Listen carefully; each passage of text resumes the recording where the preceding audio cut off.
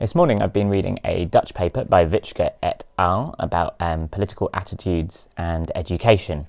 It's a really useful study because it's a longitudinal study looking at people as they transition between different forms of education, namely general education, vocational education, and no education.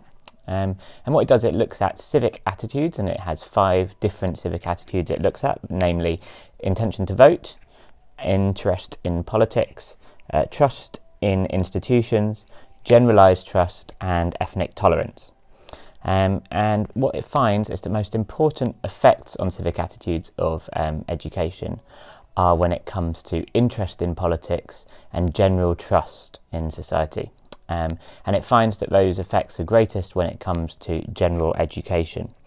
So that's really interesting because normally when you look at this kind of thing, all you can look at is correlations between the type of education people are in and their attitudes, whereas here you're actually looking at movement between and how that plays out.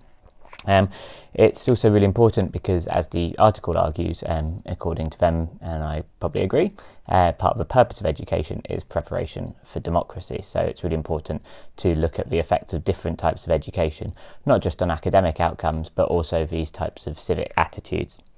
What I noticed too is it's interesting that it doesn't find as noticeable effects when it comes to other civic attitudes around ethnic tolerance and intention to vote, for example.